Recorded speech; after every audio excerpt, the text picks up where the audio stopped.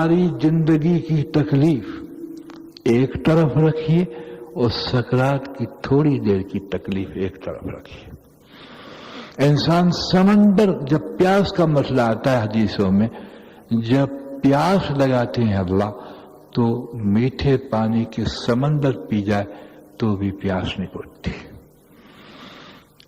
ये कादिर मुतलक है। जैसे आप जानते हैं कि जिसको मीठी पेशाब बहुत बढ़ जाती है, दिन भर पानी ही पीता पीता रहता है। एक बीमारी है पेट की जब होती है तो आप खाए जाए लेकिन पेट ही नहीं भरता। अगर बला नाज़िल हो जाए, जैसे एक वक्त में मदीना मुनव्वरा में मेरी हाजिरी थी, कई साल की बात है, तो एक शख्स मेरे पास से जिद्दा से आया। मुझे कहने लगे कि एक अरब कहने कहा कि कोई पाकिस्तान में ऐसा आदमी है जो मेरा इलाज करे। मैंने कहा क्या बात है?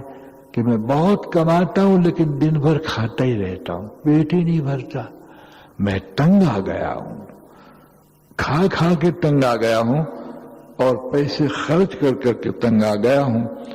चुनांचे अल्लाह ने फजल किया, वो बला थी जो खा जाती थी, मैंने बला को जलाया, वो अपने मेयार पर खाने पे आ गया।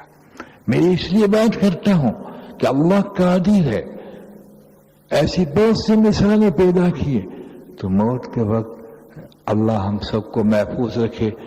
ऐसी प्यास लगाते हैं जिसको चाहते हैं कि वो समंदर भी पी जाए तो प्यास नहीं बुझती। एक मिसाल दो, लेकिन इस मिसाल में इश्काल पैदा न हो, मासूमियत बाकी रहे। गैर मासूमियत हजरत मोहम्मद सल्लल्लाहु अलैहि वसल्लम की तरफ मुतवज्जे करना, ये बड़ा जुल्म है, बड़ी इकरामी है। हजरत आयशा सिद्दीक़ा रज़ियल्लाहु ताला अन्हा हुजूर की खिदमत में सकरात के वक्त बैठी हुई है, लकड़ी का प्याला है, ठंडा पानी उसमें मौजूद है। आपने आपका दस्ते मुबारक उंगलियों से उसमें डुबोया, यानी उंगलियों को डुबाया। दस्त तो कहते हैं कलाई को, एक एतबार से लुगत में इसको भी कहते हैं। और ठंडे पानी में डुबो कर अपने चेहरे मुबारक पर फेर कर कहा, अल्लाह मोहम्मद को सकरात में मदद फरमा। अल्लाह अल्लाह अल्लाह। आपको तकलीफ क्यों थी? इसलिए कि अंबिया अलैहिस्सलाम के दर्जात हर खाने में पूरे होते हैं। हुजूर सल्लल्लाहु अलैहि वसल्लम को कोई ऐसी तकलीफ बाकी न रही जिसकी सब्र पर आपके दर्जे बुलंद न होते हो। सिर्फ एक दर्जा बाकी रह जाता था सकरात की तकलीफ का, ताकि अल्लाह उसमें भी तकलीफ दे के आपके दर्जा सकरात के एतबार से बुलंद कर दे। इसलिए मैंने कहा ये मासूमियत पे वार नहीं है, ये मासूमियत पे वार नहीं है। लेकिन दूसरा एक मकाम ये है कि जब मुसलमान अल्लाह रब्बुल इज्जत रहम फरमाए, गुनाहगार होता है और कुछ इसके गुनाह रह जाते हैं। जैसे मोमिन के मुतल्लिक आता है, बाज़ मोमिन ऐसे हैं जो उम्र भर बीमार, मुसीबतें और तकलीफ में रहते हैं। हुजूर ने फरमाया मौत के वक्त इसके ऊपर कोई गुनाह नहीं होता। जी हाँ, कोई गुनाह नहीं होता। इसलिए सच पूछो तो तकलीफ राहत को दावत देती है।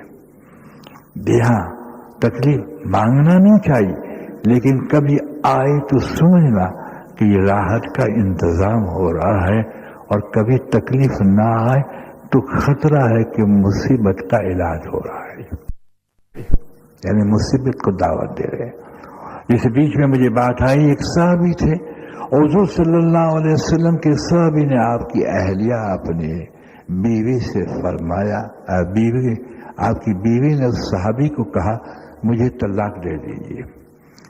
आपने कहा कि मैं तेरा कोई हक अदा नहीं करता, कि बिल्कुल सारे हुकूक आप अदा करते, लेकिन मेरा जी चाहता है कि मैं आपसे खुला ले दूं। आपको कहती हूँ तलाक दे दो, मैं नहीं कहती कि मैं खुला ले लूं, लेकिन आप तलाक खुशी से दे दें। जब इसरार ज्यादा किया तो साहबी ने कहा सरकार दो आलम सल्लम मस्जिद नबवी में तशरीफ फरमा है, जलवा करे, चलो वहां जाके तलाक दे देता हूं। چلے راستے کے اندر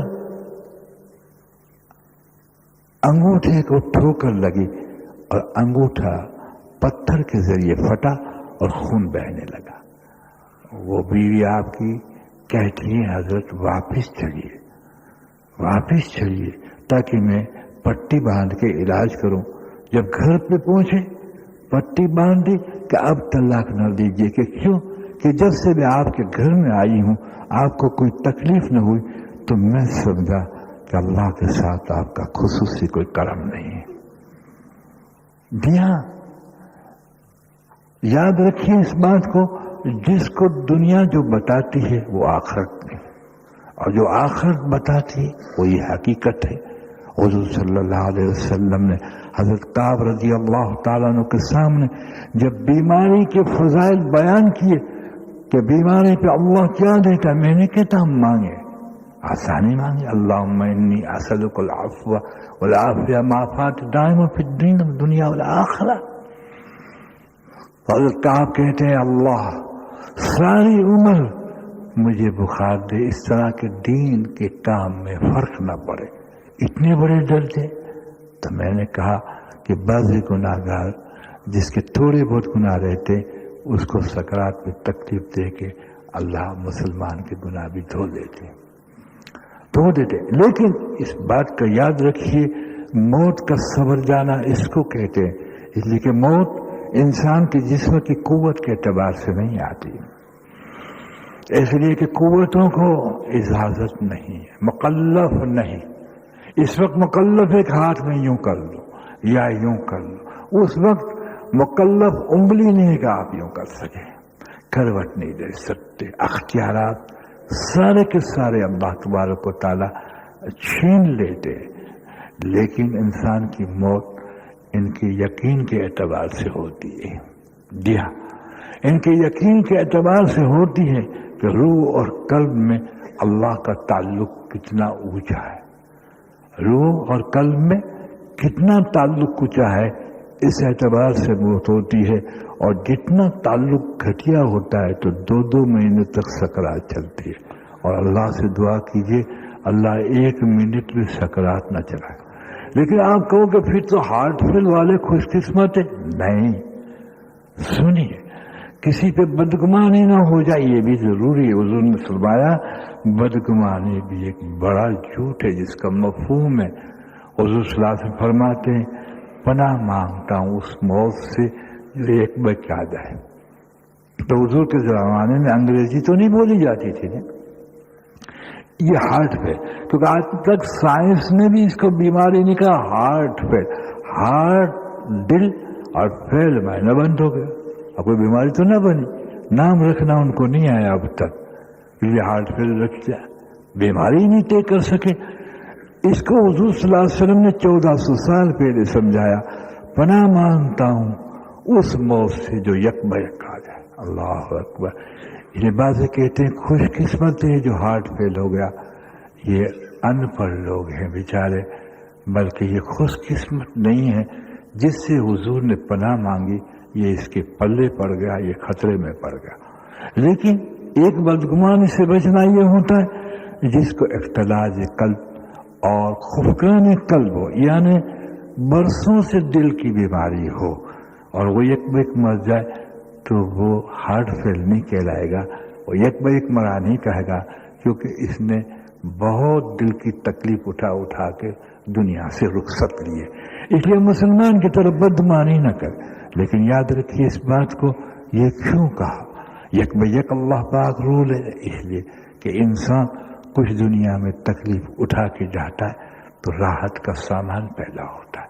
تو میں نے کہا اس لیے حضور صلی اللہ علیہ وسلم کی ذات پاک نے جہاں کسی صحابی کی تعریف کی، 2 صحابی ایک صحابی کی تعریف کر رہے ہیں اس لیے کہ شریعت مطہرہ میں ہے اپنا مسلمان بھر جائے، بھائی مر جائے، اس کی برائی بیان نہ کرو، اس کی خوبیاں بیان کرو. خلاص. جی ہاں، یہ اپنے مقام پہ پہنچ گیا، اس کے بعد کوئی برائی نہ بیان کرو، بس کہ اس کی خوبی بیان کرو. اگر تمہیں یاد ہو چنانچہ وہ 2 صحابی ایک صحابی کی خوبیاں بیان کر رہے تھے. سرکار دو عالم نے سن لی. قریب آ کر فرمایا کہ تم جس صحابی اپنے بھائی کی تعریف کر رہے ہو، اگر تم میں 2 خوبیاں ہو تو تم اس سے بہتر ہو۔ یا رسول اللہ صلی اللہ علیہ وسلم وہ 2 خوبی کون سی؟ فرمایا ایک یہ خوبی کہ موت کو یاد کرنا، اور دوسرا نفس کہے وہ نہ کرنا۔ سنیے غور سے، نفس کی موت کو یاد کرنا کتنی بہتر چیز ہے۔ لیکن اللہم بارک لی فی الموت و فیما بعد الموت جو 25 مرتبہ پڑھتا ہے اللہ اس کو شہادت کی موت دیتے، مستقل الحمدللہ روزمرہ۔ چنانچہ دوسری بات فرمائی کہ نفس کا جو نفس کہے وہ نہ کرنا۔ فقہا اس کی تشریح میں فرماتے ہیں کہ جو نفس اگر حلال چیز بھی مانگیے تو اس کو بھی اس سے پابند کر لے۔ اگر کوئی نفس کو حلال کھلانا تو منع نہیں ہے، لیکن یاد رکھیے اس بات کو، ایک حقیقت ہے کہ جب نفس کی ہر خواہش پوری کی جائے گی وہ اللہ کا بندہ کبھی نہیں بن سکتا۔ میں آپ کو اس کی مثال دوں، یہ عجیب نکتہ ہے اور اس میں بڑی نزاکتیں سمجھنے میں۔ مثلا گائے کا گوشت حلال ہے، ٹھیک ہے نا بھائی، کھا سکتے، اللہ نے فرمایا حلال چیزوں سے، کس نے آپ کو روکا؟ لیکن آپ چند روز تک گائے کا گوشت کھائیے، نفس مطالبہ کہے گا کہ کبھی 2 بوٹی بکرے کی بھی تو یار کھلا۔ سن، اب آپ نے اس کو بکرے کے گوشت پہ ڈالا تو چند مہینے کے بعد کہا کبھی ایک مرغی کی ٹانگیں بھی یار کھلا۔ جب مرغی کی ٹانگیں کھلائیں تو کبھی تیتر بھیتر بھی یار کبھی کھلا۔ دیکھا آپ نے، آپ کو خواہشات پہ لے جائے گا۔ اب اس کا نقطہ کیا ہے کہ جب خواہشات زور پکڑ لیتی ہے، آدمی قابو نہیں پاتا، تو شیطان جانتا ہے کہ اس خواہشات پہ یہ ناجائز کمائی پہ آئے گا، اور اپنی خواہشات کو پوری کرنے کے لیے یہ ناجائز کمائی پہ آئے گا، رشوت پہ آئے گا۔ اتنا عیاسی کے سارے خاکوں پر خواہشات پہ جاتا ہے۔ ایک چارپائی پہ انسان اگر قناعت نہیں کرتا تو کل پلنگ مانگے گا، اگر ایک کرسی پہ قناعت نہیں کرتا تو نہ صوفہ مانگے گا، اور ایک مکان پہ قناعت نہیں کرے گا تو پھر کوٹھی مانگے گا، اور کوٹھی پہ قناعت نہیں کرے گا تو پھر اور درجے کی کوٹھی مانگے گا۔ حضور صلی اللہ علیہ وسلم فرماتے ہیں جس کا مفہوم ہے انسان کے سر پہ موت، ایک ہاتھ مبارک آپ نے سر پہ رکھا، موت سر پر ایک ہاتھ لاما کیا، فرمایا لیکن اس کی امیدیں لامبی ہیں۔ فرمایا ایک وادی، دوسری حدیث فرمایا ایک وادی جنگل اگر سونے کر دیا جائے تو یہ دوسرے کی تمنا کرے گا۔ فرمایا اس کا پیٹ مٹی بھرے گی۔ یاد رکھیے، اسی لیے موت کی یاد جو نفس میں گھر کر کے لے جائے تو وہ کانے بن جاتا ہے، یہ قناعت پہ آتا ہے۔ جی ہاں، خواہشات پہ کبھی نہیں آتا۔ خواہشات پہ وہ نفس آتے ہیں جو زندگیوں کو سجاتے ہیں، ان کی زندگیوں کے اندر عیاشیوں کے خاکے ہوتے۔ اللہ نعمت دے ضرور دے، لیکن اس کو شکر پہ چلائے۔ یاد رکھیے اس بات کو، اگر نعمت کو شکر پہ نہ چلایا تو ہر نعمت کو گھٹیا قرار دے گا کہ اس سے بڑھیا مل جائے، اور اس سے بڑھیا گھٹیا کی حقارت سمجھ کے بڑھیا مانگنا، یہ ناشکری ہے، یہ ناشکری ہے۔ ان تمام مقاماتوں کو موت جو ہے وہ ختم نہیں کرتا، اعتدال پہ لاتا ہے، اعتدال پہ لاتا ہے۔ ورنہ ہمارے مشائخ اور بزرگان الدینوں نے تو بہت آگے بڑھ کے بڑے ہیں ماشاءاللہ۔